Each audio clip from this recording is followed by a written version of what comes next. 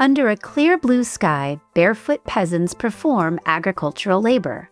In the foreground, 2 women rake hay into neat piles, while 3 men behind them, their bodies working in unison, cut swaths through the grass. This scene is from a calendar page illustrating the month of June. Created for Jean de Valois, Duke of Berry, in the early 1400s, this image belongs to a series of monthly illustrations made for a spectacular private prayer book, or Book of Hours, now known as the Très. Each month takes up 2 manuscript pages, one page listing prayers and feast days for each day of the year, the other with scenes of activities appropriate to the month depicted. Above these scenes are lunettes with miniatures of the month's 2 zodiac signs. For June, we see Gemini and Cancer. Below them is a bearded figure driving a chariot, meant to symbolize the sun, which passes from Gemini to Cancer in June. Though the book was never completed, the paintings, or illuminations, are celebrated for their rich detail, lavish materials, and innovative approach to form. Scenes like this one, depicting the labors associated with early summer, have shaped our perceptions of the Middle Ages. The laborers who work in this lush meadow are dressed simply. The women's feet and ankles are visible, while their legs and heads are modestly covered. The men, their bodies bent in work, are more scantily clad, their legs bared, perhaps due to the warmth of this fine June day.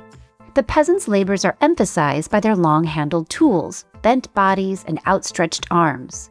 Their bare feet suggest their connection to the ground they work. These signs of the laborers' low social status are in sharp contrast to the opulence of the nobles shown on horseback and in spectacular finery in the illumination for the preceding month of May. While that scene suggests Duke Jean of Berry's own aristocratic social circle, these peasants are his laboring subjects, toiling industriously. The meadow reaches to the banks of the Seine River. We are in Paris, gazing upon the French royal palace on the Île de la Cité, an island on the Seine River. This page, like all others in this precious manuscript, was intended for the Duke's private use. In fact, the splendid collection of buildings shown here, looming over our industrious peasants, is presented as though seen from the Duke's own Parisian residence. We are given glimpses of brightly clad lords moving through a covered staircase leading to the king's apartment and breathtaking towers, while on the far right stands the magnificent royal chapel of Sainte-Chapelle. Gazing upon this idyllic scene of early summer, we are invited to perceive the world as Jean himself did.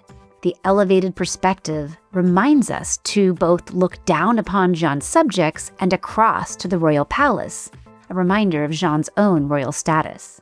3 brothers, Herman, Jean, and Paul de Limbourg, are the main creators of these images. These gifted painters and Jean himself all died, likely of the plague, in 1416, leaving other artists to work on the manuscript throughout the 15th century. Painted on delicate calfskin with costly pigments, the work is a sumptuous reminder of the innovations and grandeur fostered at the court of Jean of Berry.